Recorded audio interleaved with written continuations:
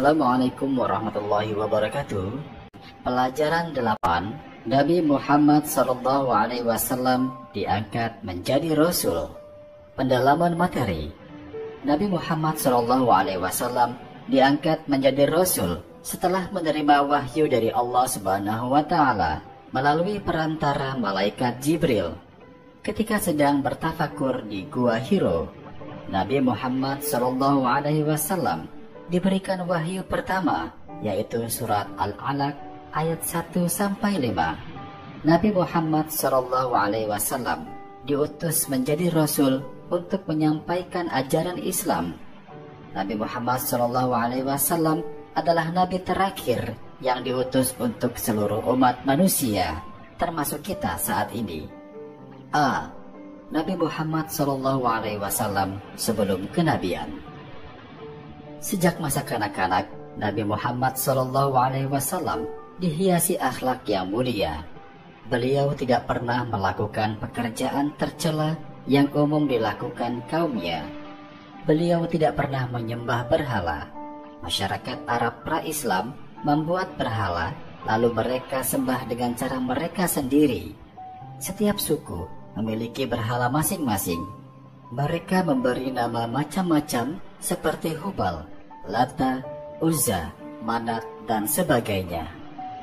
Selain itu, akhlak masyarakat Arab pra-Islam waktu itu sudah sangat rusak.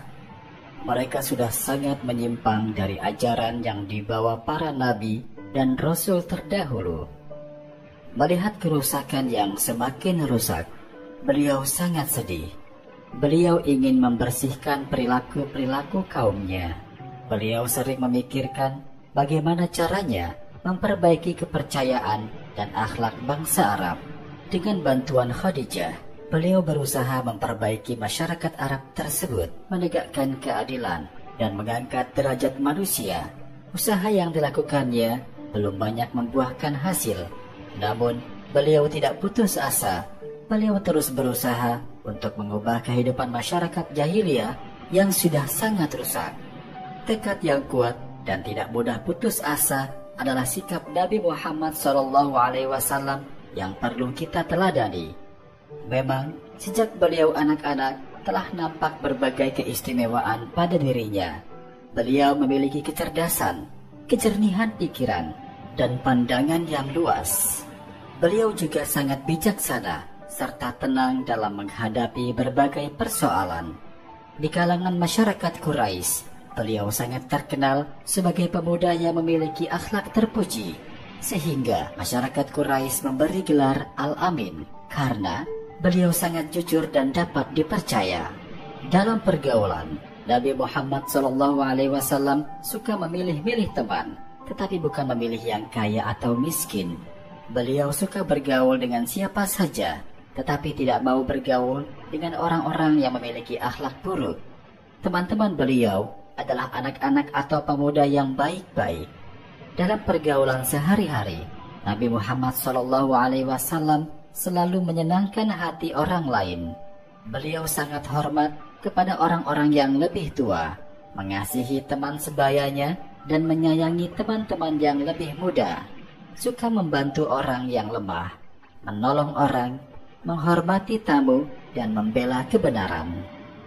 Sepanjang hayatnya, beliau tidak pernah melakukan hal-hal tercela seperti minum minuman keras, berjudi, atau perbuatan-perbuatan tercela lainnya. Oleh karena itu, kawan-kawan beliau sangat segan dan hormat karena Nabi Muhammad SAW memiliki akhlak yang sangat mulia.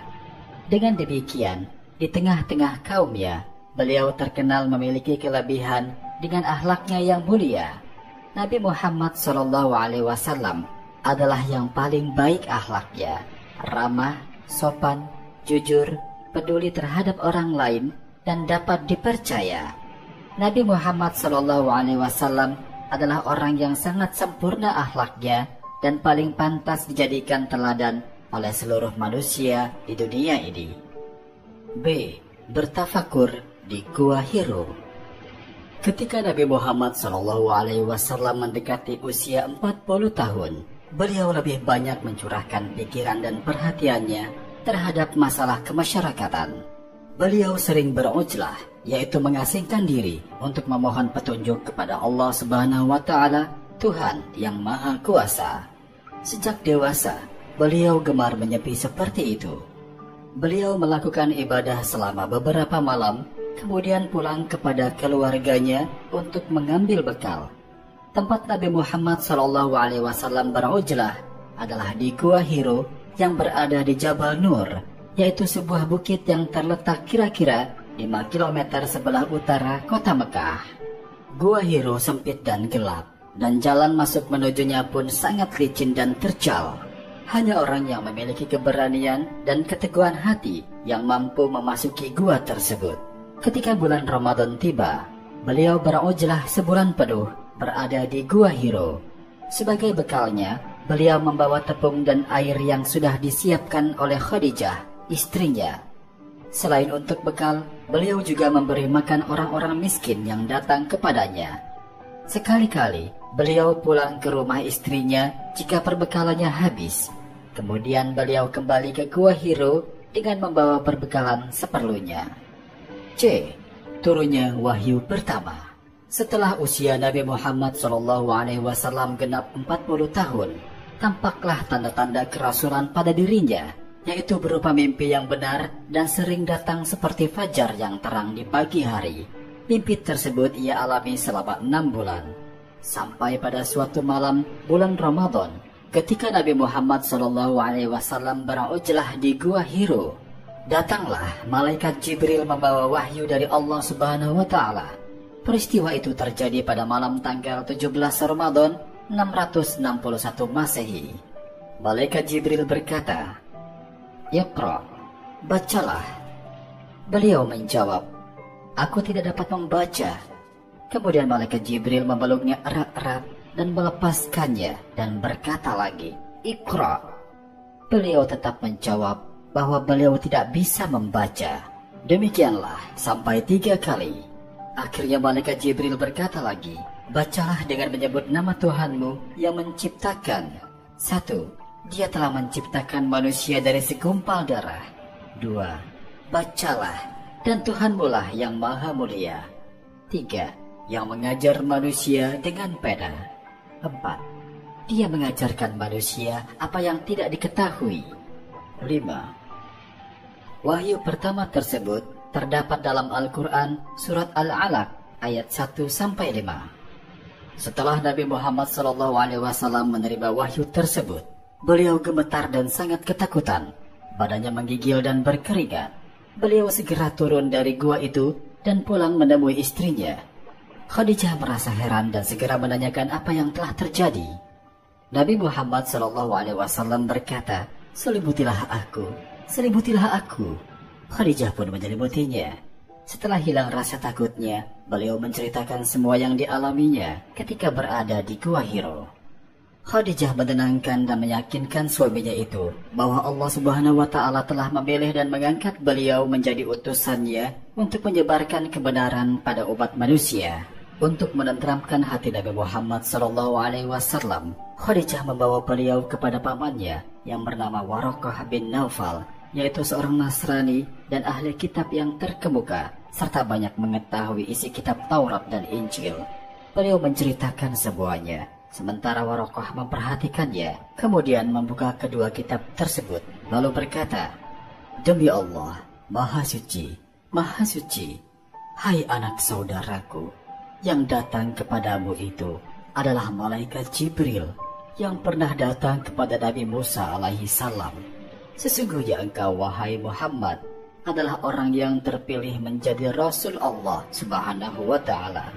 Sekiranya umurku panjang dan ketika kelak kaummu mengusirmu, niscaya aku akan ikut membelamu dengan sekuat tenaga."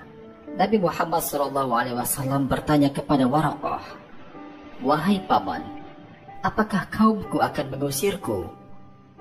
Waraqah menjawab, "Ya, semua nabi yang datang membawa tugas seperti yang engkau bawa ini dimusuhi dan diperangi." D. Turunnya wahyu kedua.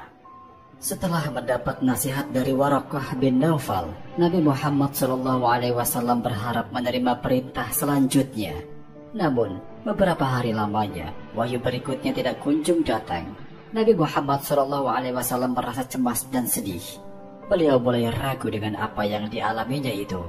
Beliau pun selalu datang ke Gua Hiro itu, sebagaimana kebiasaannya. Dalam sejarah Islam, masa terputusnya wahyu tersebut disebut dengan Fatratul Wahyi atau masa berselangnya wahyu. Namun ketika Nabi Muhammad SAW sedang berjalan di suatu tempat, tiba-tiba beliau mendengar suara gemuruh dari langit. Suara itu semakin dekat dan terdengar suara memanggil, "Ya Muhammad, engkau adalah utusan Allah." Nabi Muhammad SAW merasa takut sekali mendengar suara itu. Beliau segera pulang dan minta diselimuti seperti dahulu. Ketika sedang berselimut, suara tadi terdengar lagi dengan jelas membacakan wahyu surat Al-Muddathir ayat 1-7 yang artinya sebagai berikut. 1. Wahai orang yang berselimut. 2. Bangunlah, lalu berilah peringatan. 3. Dan agungkanlah Tuhanmu. 4. Dan bersihkanlah pakaianmu. 5. Dan tinggalkanlah segala perbuatan yang keji. 6. Dan janganlah engkau Muhammad memberi dengan maksud memperoleh balasan yang lebih banyak. 7. Dan karena Tuhanmu, bersabarlah. Ayat inilah yang mula-mula memerintahkan Nabi Muhammad SAW menyeru manusia kepada agama Allah. Dengan demikian, mulailah masa permulaan dakwah agama Islam. Baiklah anak-anak Abi yang soleh dan solehah. Mudah-mudahan di video pembelajaran kali ini, anak-anak dapat meneladani sebuah sikap Rasulullah SAW sebagai suri tauladan atau contoh yang baik dalam kehidupan sehari-hari. Pesan dari Abi, tetap selalu semangat belajar di rumah dan jangan lupa jaga kebersihan dan kesehatan. Akhir kata, wassalamualaikum warahmatullahi wabarakatuh.